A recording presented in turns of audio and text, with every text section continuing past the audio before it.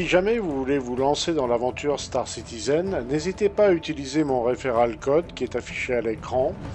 À la création, et uniquement à la création de votre compte sur le site RSI, vous ajoutez ce code directement dans vos paramètres personnels. Ça vous fait gagner 5000 AUEC pour débuter dans le jeu. Et personnellement, ça me fait gagner des niveaux pour espérer gagner quelques vaisseaux. Voilà, merci d'avance à tous ceux qui l'utiliseront. Eh bien, bonjour tout le monde, bienvenue sur la chaîne de la Dark Red Security. Alors aujourd'hui, chose que je fais pas très souvent, mais là je vais le faire. Il y a eu des mises à jour sur les vaisseaux qui existent déjà in-game dans Star Citizen. Et là, on a eu un post de John Crew de CIJ, un membre du staff, qui nous explique que, eh bien, il va y avoir des changements dans pas mal de loadout de vaisseaux. Et donc, il va nous expliquer en gros les modifications. Alors, j'ai pas repris le post en intégralité, j'ai fait plutôt des captures de vaisseaux où ça sera beaucoup plus parlant. Et puis, quelqu'un sur internet s'est amusé à faire un joli petit tableau comparatif, donc on le verra à la toute fin. Alors, on va attaquer les vaisseaux qui changent. L'Aegis Reclaimer, il va avoir un couleur de taille S4 et un bouclier de taille S4. Donc un refroidisseur et un bouclier de taille S4. Vous savez ce que ça veut dire. Le S4, c'est des composants en général réservés aux subcapitaux et aux vaisseaux capitaux. Ce qui laisse entendre que le Reclaimer, du coup, passerait Capital Ship ou Sub-Capital Ship. Peut-être. À vérifier, mais normalement, quand on a des composants capitaux, le vaisseau devient capital lui aussi. L'Aegis Redeemer, eh bien, il se voit attribuer 6 boucliers de taille 2.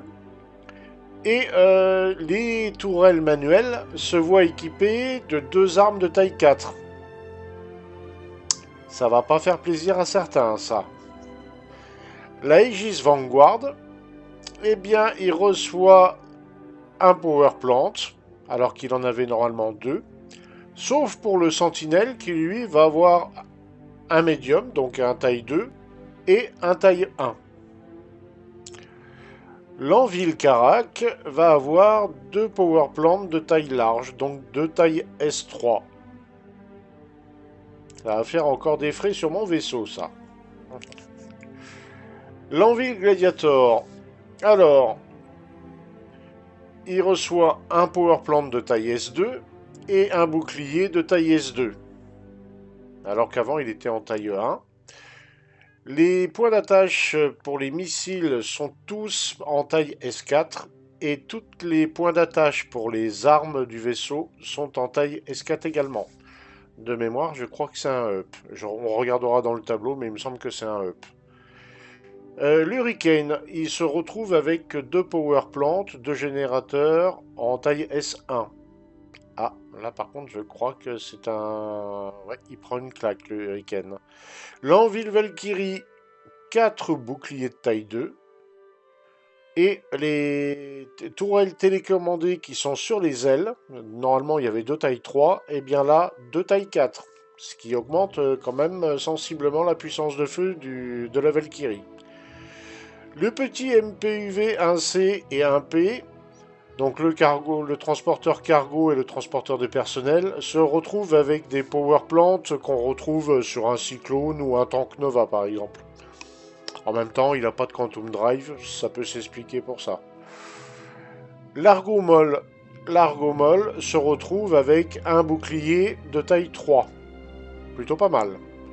L'Argoraf se retrouve avec 3 boucliers de taille 2. Bien aussi, c'est un petit plus. Je crois que ça lui fait un bouclier en plus. Les Consolidated Outland Mustang Gamma et Omega, qui sont 2 chasseurs de compétition, se retrouvent avec un seul générateur de boucliers. Ce qui est logique, hein, pour la compétition, on n'a pas besoin d'avoir 50 000 boucliers. Les Crusader, Starlifter, Hercule C2 et M2 se retrouvent tous les deux avec 2 power plants de taille S3. c'est bien. Et le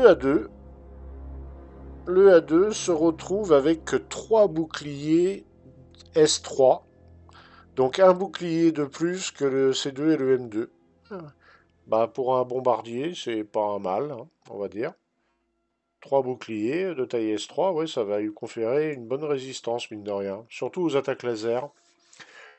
Le Star Runner, le fameux MSR, eh bien il prend un bouclier de taille 3, ce qui était pas déconnant, parce que avec le bouclier qu'il avait, c'était pas terrible.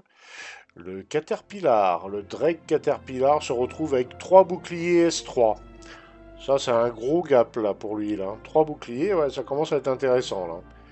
Le Buccaneer se retrouve avec un bouclier, oui, un bouclier. Je crois qu'il en avait 2. On regardera sur le tableau, mais je crois qu'il a pris une claque lui aussi. Le Vulture, 3 boucliers de taille 1. Ok. Le Prowler, 4 boucliers de taille 2. Alors là, je me rappelle plus, le Prowler. Peut-être un gap, peut-être une claque, je sais pas. 4 boucliers de taille 2, je me rappelle pas. Je me rappelle pas ce qu'il avait. Le Freelancer, 2 power plants de taille 2, bah ça il les avait déjà. Et 3 boucliers de taille 2, ça aussi il les avait. Ah, ça par contre c'est nouveau. 2 taille 3 sur la tourelle. Avant c'était 2 taille 2. Là il a eu un up au niveau de l'armement. Mais là je vois pas la différence là. Muscle A, un shield de taille 2. Donc un bouclier de taille 2. Je sais pas ce qu'il avait. De taille 1 peut-être, je sais plus. Le Misk Ul C, 3 power plants. Ah non, 2 power plants de taille 3. Voilà. 2 power plants de taille 3. Ah, et 4 boucliers de taille 3. Ah ouais, 4 boucliers, ça commence à faire costaud là déjà. Misk Prospector, 3 boucliers de taille 1. Ok. Alors là, ils avaient précisé pour les Starfarer, tous les modèles de Starfarer, hein. De Freelancer, pardon. Tous les Freelancers étaient concernés par ça, là. Hein. Donc le Freelancer normal, le Freelancer dur, le Freelancer Max et le Freelancer Miss, voilà. Et là, vous avez le Starfarer normal et le Starfarer Gemini. 3 boucliers taille 3. Ah, c'est pas mal pour le Starfarer. C'est pas mal ça. L'origine 350R se retrouve avec un seul power plant. Il me semble qu'il en avait 2 avant. L'origine 400i, un power plant de taille 2 et un refroidisseur couleur de taille 2. Ouh, lui, je crois qu'il a pris une belle claque. L'origine 85X se retrouve avec des remote tourelles d'armes 2x2, 2x S2. 2 armes de taille 2. Ok. Origine M50. Un seul bouclier. Et pour le tous les constellations.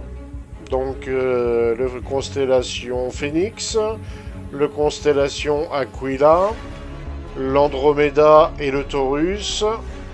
Les tourelles manuelles sont équipées de 2 armes de taille 3. Ah, ça c'est bien, parce qu'avant c'était des tourelles de taille 2. C'est plutôt cool. Et donc, au niveau du tableau, on va agrandir un peu. Alors, donc l'Aegis Reclaimer, donc ça, c'était à l'heure actuelle. Là, c'est ce qu'on a en ce moment. En vert, vert et rouge. Donc vert, ça doit être ceux qui ont gagné. Bah oui, largement, hein. Il était tout en S3.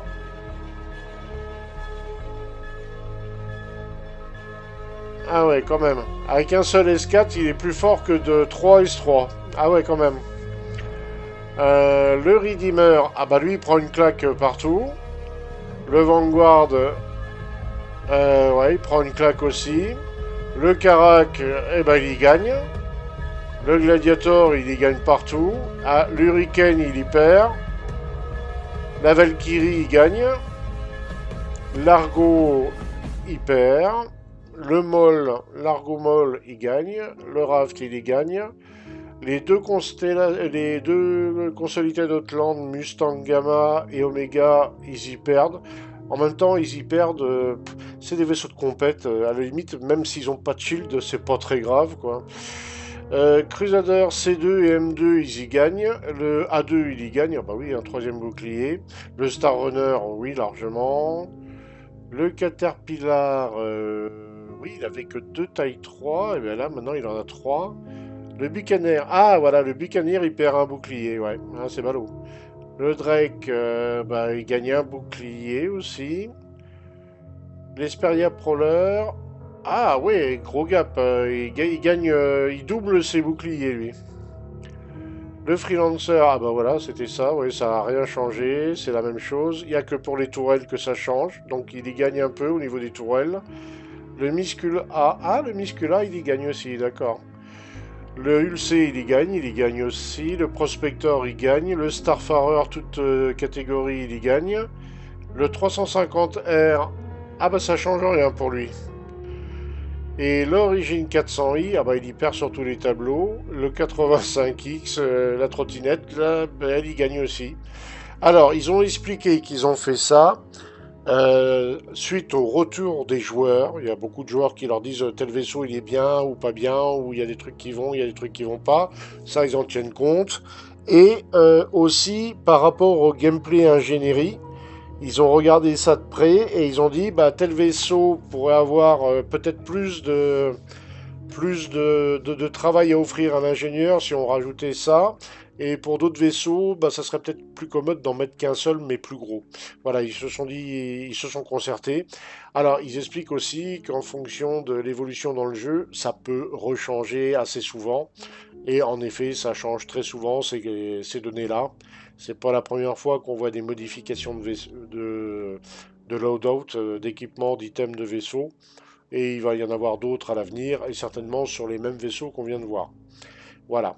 Mais c'est toujours intéressant parce que là, apparemment, avec l'arrivée de la nouvelle live qui devrait arriver fin de semaine ou début de semaine prochaine, eh bien, on va avoir les vaisseaux sous cette configuration-là. Voilà.